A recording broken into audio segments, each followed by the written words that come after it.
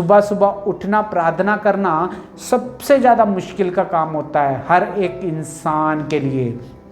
ए भाई और बहनों, आत्मा तो तैयार होती है लेकिन शरीर जो है थक जाता है हमारा। है भाई और बहनों, आज परमेश्वर इस वचन के द्वारा बात कर रहा है। जब 4 बजते हैं या 4:30 या 5 हो जाते हैं, हमारी आत्मा हमसे कहते रहती है कि उठ जा, टाइम हो गया है, प्रार्थना कर ले, उठ जा, प्रार्थना कर ले।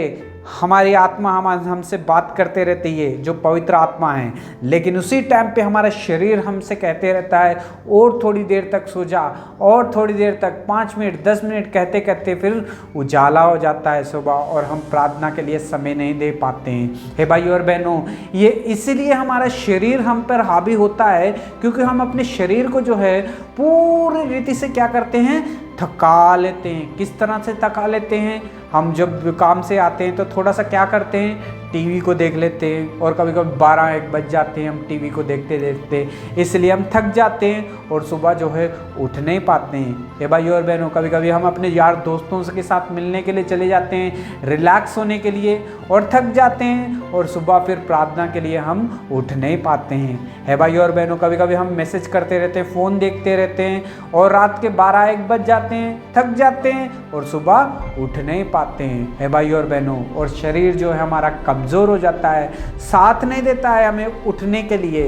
हे भाई और बहनों, ये सारी शैतान की एक चाल है जो कि हम प्रार्थना ना कर पाएं। हे भाई और बहनों, क्या आपके जीवन में भी ऐसा ही हो रहा है? आप सुबह सुबह उठ के प्रार्थना नहीं कर पा रहे हो? तो भाई और बहनों, आज परमेश्वर इस वचन के द्वारा हमसे बात कर रहा है। आत्मा तो तैयार होती है, प्रार्थना करो कह के हमें कहती है, लेकिन शरीर हमारा कमज़ोर हो जाता है, थक जाता है, और हमें प्रार्थना करने नहीं देता है। हे भाई और बहनों, आज परमेश्वर इस वचन के द्वारा हमसे बात कर रहा है। जिसके जीवन में प्रार्थना नहीं है, उसे आसानी से शैतान जो है हरा देता है।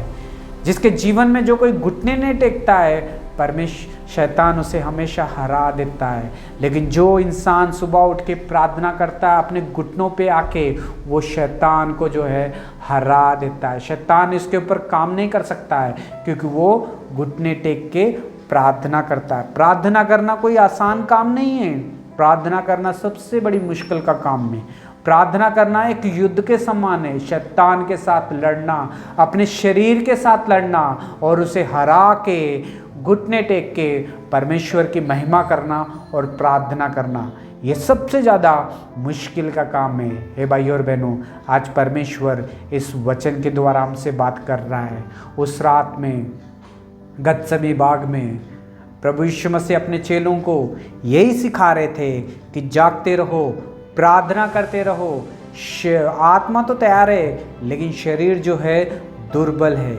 जागते रहो, प्रार्थना करते रहो। 3 बार प्रभु यीशु मसीह ने उन चेलों से कहा कि प्रार्थना करते रहो, लेकिन तीनों बार आके देखा तो तीनों के तीनों बार सोए हुए थे, गहरी नींद में सोए हुए थे चेले। है भाई और बहनों, क्या आपको भी जब कोई कहता है कि उठ के प्रार्थना करो, क्या आप भी गहरी नींद में सोए हुए हो? आप नींद से सबसे ज़्यादा प्यार करते हो? आज परमेश्वर इस वचन के द्वारा हमसे बात कर रहा है। अगर हमें अपने जीवन में शैतान को हराना है, शैतान को अपने पैरों के नीचे लेके आना है, परीक्षाओं में जीतना है, तो सबसे पहले हमें अपने घुटने टेकने होंगे। घुटने टेक के प्रार्थना करनी होगी। प्रार्थना के लिए समय देना पड़ेगा, तभी हम जो है शैतान के ऊपर जीत पाएंगे। है भाई और बहनों, वचन कहता है कि जागते रहो, प्रार्थना करते रहो कि तुम परीक्षा में ना पड़ो। परीक्षा से बचना है हमें, तो प्रार्थना का जीवन हमारे जीवन में होना चाहिए। अगर सुबह उठ के प्रार्थना करनी है तो रात में जल्दी सोना होगा और सुबह जल्दी उठना होगा। अगर रात में थक जाएंगे तो शरीर थक जाएगा और सुबह उठ नहीं पाओगे। हे भाई और बहनों, आज परमेश्वर इस वचन के द्वारा हमसे बात कर रहा है। परमेश्वर आपको बहुत सारी आशीष और बरकत दे। God bless you.